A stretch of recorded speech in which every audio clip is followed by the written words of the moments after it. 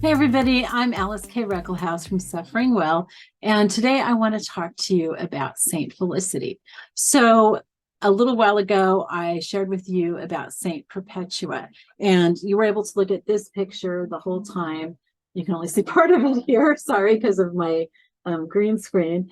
But anyway, this is a picture that was painted by Sue Kuma Johnson, and I'll put the link below so that you can find her shop. She has a lot of saints, and I have quite a few of her prints of her paintings of saints, different saints, because as you can tell, I love the saints. Anyway, so we had a video about Saint Perpetua. Saint Felicity is usually associated with her because they were friends and they died together. So I'm going to share with you specifically about Saint Felicity today. So we don't know quite as much about Felicity as we knew about Perpetua. Perpetua was a noblewoman, and a young noblewoman. I think she died when she was 24. I tell you in my video about that. And Felicity was also a young woman, but she was Perpetua's handmaiden. And so they had both become Christians. Perpetua had given birth to a child not long before she was martyred, and Felicity was martyred with her. She actually gave birth to her daughter in prison before they were martyred. The girls were both, they knew that if they were baptized, that they would be persecuted and probably martyred. And they went into that willingly, which is just amazing. They were a real encouragement to their fellow martyrs in prison. They were with a number of friends who were mauled by wild beasts in the Colosseum. In other words, like for the entertainment of people who were there. And when they brought Perpetua and Felicity out, and they were both young nursing mothers, they were at first attacked by some of the wild animals, but then the crowd said, you know what, we've had enough. And so they asked that the women just be killed. And so they were beheaded. And again, they both went to this martyrdom very willingly. They saw it as a privilege to be martyrs for God. That's something that we'll talk about in future videos about why that's a privilege, and why it's not that we should run to martyrdom and look for ways to be martyred or anything, but why that can be a good thing. Another thing that I wanted to mention about Felicity is that her daughter, was adopted by a Christian woman who raised her really well. So, you know what, God provides.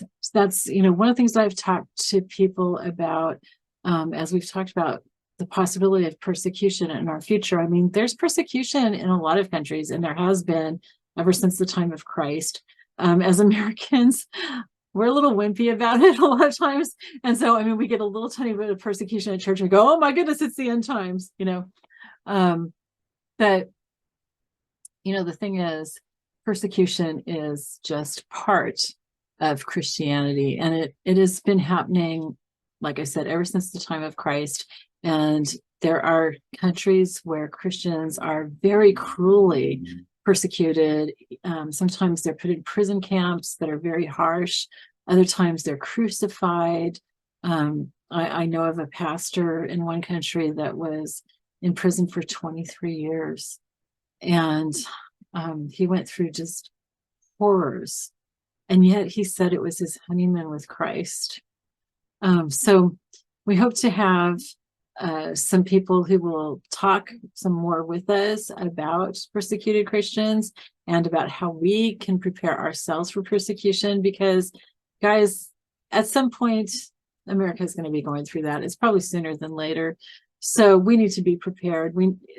How do we need to be prepared? We need to be prepared with how we are going to respond to that. Are we going to respond like Perpetua and Felicity, where we go through persecution and even martyrdom willingly because we know that it's what God has brought us into? Or are we going to be screaming and digging in our heels the whole way, or what?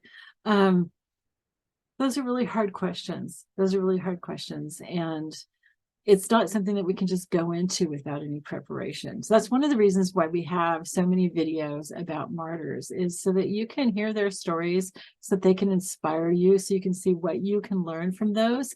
And one of the things that I would recommend doing, not just as feedback to us and to share with others, which it is both of those things, but also because sharing something that you learn, sharing that with others, also helps to bring that deeper into yourself. A teacher always learns more than the students. I don't know if you realize that, but that's always the case. So if you could share in the comments below something that you've learned from either this story about Saint Felicity, or something that you've learned from a story about another saint. It doesn't have to be somebody that we've shared about, or if you can share that on one of our other videos about saints, that would be really helpful, both to yourself, to others, and to us. We love you. I'll talk to you later. Bye-bye.